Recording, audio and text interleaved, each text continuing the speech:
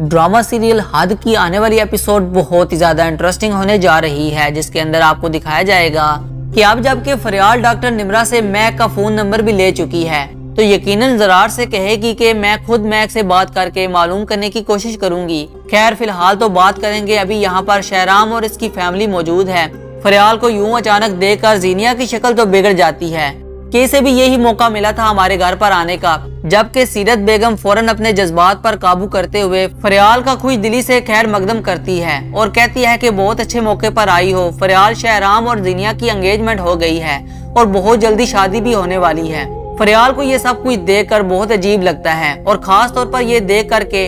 भाई ज़रार तो यहाँ पर मौजूद ही नहीं है। खैर फरियाल कहती है कि ताई दरअसल मैं ज़रार से मिलने के लिए आई थी। तो सीरत सोचती है कि ये तो और भी अच्छा हो गया है, अब तो शहराम और इसके घर वाले इन सब को यकीन हो जाएगा कि फरियाल और ज़रार का ना सिर्फ रिश्ता पक्का हो चुका है बल्कि दोनों की आपस में खूब अंडरस्टैंडिंग भी है। तो सीरत जानबूझकर शहराम और इसके घर वालों के सामने कहती है कि फरियाल इसमें पूछने वाली क्या बात है, तुम जाओ ज़रार के कमरे में और जो भी बात करनी है वहाँ पर जाकर कर लो,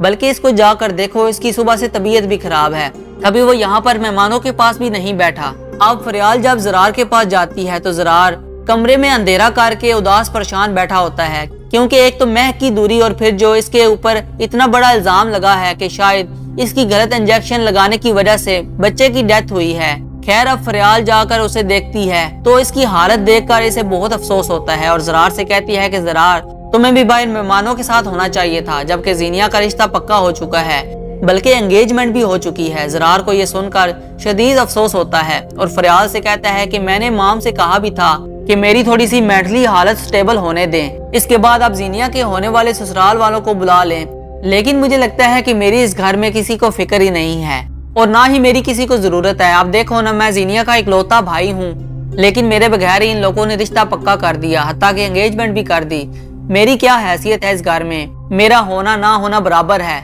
लेकिन लगता तो यही है कि शायद इस सब के बाद ज़रार घर छोड़ देने का फैसला कर ले। फिलहाल तो फरियाल ज़रार को दिलासा देती है और साथ ही शायद जब ये बताएगी कि मैं डॉक्टर निम्रा से मैक का फोन नंबर लेकर आई हूँ तो हो सकता है कि ज़रार को कुछ हौसला मिले।